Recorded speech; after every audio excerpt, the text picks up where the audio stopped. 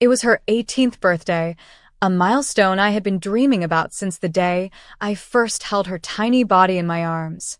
She came into this world screaming, and I remember thinking, that voice will change the world someday. I made a silent promise to give her everything I never had. And so, year after year, I did, not with fancy vacations or luxury items, but with presence, patience, and quiet sacrifice. I was a single parent. I didn't have gold, but I gave her something far more rare. Consistency. Every packed lunch, every night of staying up to help with homework, every scraped knee I kissed, all of it was part of a bigger picture, building a life for her one choice at a time. For weeks leading up to her birthday, I worked on a gift that came from the deepest corners of my heart. A scrapbook. Not just pictures, but frozen memories, living, breathing pieces of our past. I didn't buy it from a store. I made it from scratch, cutting, pasting, writing. Inside, I included letters I'd written on every birthday since she was born. I never showed them to anyone. They were my way of recording the journey, hers and mine. I added hospital bracelets, the first drawing she made, a napkin from the ice cream shop we used to visit after every dentist appointment, the little poem she wrote in second grade that made me cry. I even glued in the receipt from the time we almost couldn't afford groceries, but she gave up her favorite cereal, so I could buy my medication. It was our story, messy, real, beautiful. I wrapped it in brown paper and tied it with ribbon.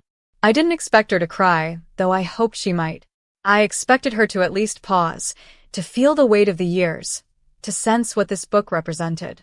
As the party unfolded, with music playing and balloons swaying and teenagers laughing too loudly, I handed it to her. My heart thudded in my chest. "This is for you," I said softly. She ripped the paper open in front of everyone. As her fingers flipped through the pages, her face turned blank. Then she laughed. "This is it," she said, eyebrows raised. "This cheap little book?" Her friends burst into snickers, and I stood there, still, quiet, trying to understand what had just happened. Her words were louder than the music, sharper than any slap. I watched her close the book and toss it aside like it was nothing. Like I was nothing. For a few seconds, the world froze. My hands trembled. My chest tightened. But I didn't scream. I didn't ask her why. I just smiled. It was the kind of smile you wear when you've been hit in the stomach but refuse to fall. A mask to protect the dignity you have left. I stood up, walked slowly to the side room, opened the drawer, and took out the envelope, white, thick, aged. Inside it was $64,000. 12 years of sacrifice. Every bonus check I saved instead of spending. Every raise I didn't celebrate. Every Christmas where I bought her gifts and skipped mine. That money was meant for her college dreams. I had imagined giving it to her as a surprise right after the cake, a moment that would light up her future. But now, I saw something I hadn't allowed myself to see before. She didn't value effort. She valued price tags. She didn't understand the love behind handmade gifts. She saw worth only in things that sparkled, that others clapped for, that earned her approval from her friends. And that broke something inside me, not because she was shallow, but because I had let it get this far. I tucked the envelope into my coat pocket, walked past the party, and stepped out into the cool evening air. No one followed me. No one noticed. Maybe they were too busy laughing. Or maybe this was just another moment in a long series of ones where I became invisible. As I stood by the car, I looked at the stars above. I remembered holding her hand under this same sky when she was 5, and she asked me if the stars were angels. I had told her, they're reminders of people who love us. But standing there alone, I didn't feel like anyone's reminder. I felt like a lesson someone forgot to learn. I didn't leave with anger. I left with truth. The truth that I had built her a world where she never had to understand struggle. Where love came easy and always. Where sacrifice was silent and invisible. And in doing so, I made it seem small. The scrapbook stayed on the table that night, unopened after that moment. No one asked about it. No one even moved it. But it holds more value than any designer gift ever could. And maybe one day, when life teaches her what love truly means, she'll open it again. And maybe then, She'll finally see me. I didn't take back the money out of spite. I didn't storm out in some fit of rage or hope to punish her. I took it because in that moment, I saw everything with a painful, blinding clarity. It wasn't just about the gift or the laughter.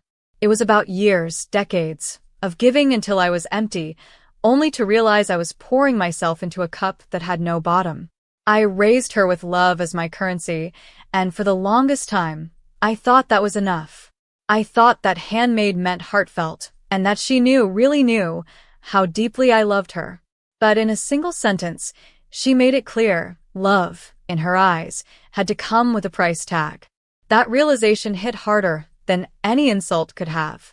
You see, I had given up so much. I passed on job promotions so I could stay close to home. I spent countless nights walking the living room floor with worry, wondering how to stretch $1 far enough to cover both dinner and gas. I wore the same coat for 6 winters while she got new ones every fall. I said no to dating, to friends, to weekends away, not because I didn't want those things, but because every extra dollar, every extra hour I gave to her. I didn't resent it. I did it because I believed in her. I believed that everything I poured into her would one day come back, not in gifts or grand gestures, but in respect, in acknowledgement. But that night, in front of everyone, I saw that she hadn't learned what I thought she had. She learned comfort, not gratitude.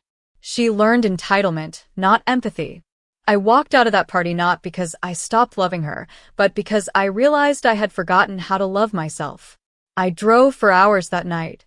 No music, just the sound of tires on the road and memories playing like a movie in my head. I remembered her first birthday when she smeared cake all over her face and laughed until she hiccuped. I remembered the night I sat by her bed when she had the flu and whispered lullabies while changing cold cloths on her forehead. I remembered her first heartbreak when she came home crying and I held her in my arms like I did when she was 5. I had been her home, her shelter. And for a long time that was enough for me. But love that goes unseen begins to wither. Not because it isn't real, but because even the strongest heart can't live forever without being fed in return. The next morning, she knocked on my door. For the first time in a long while, she didn't have her phone in her hand. She looked smaller than usual. "Did you take the money?" she asked, barely above a whisper. I looked at her, not as the little girl I used to know, but as the young woman she had become. There was a part of me that wanted to explain it all, to spell out every tear and every sacrifice. But I didn't. I had done enough explaining in my life. I simply nodded and said, yes. She stood there, waiting, maybe for an apology, maybe for a justification. "Why?" she asked. My answer came softer than I expected.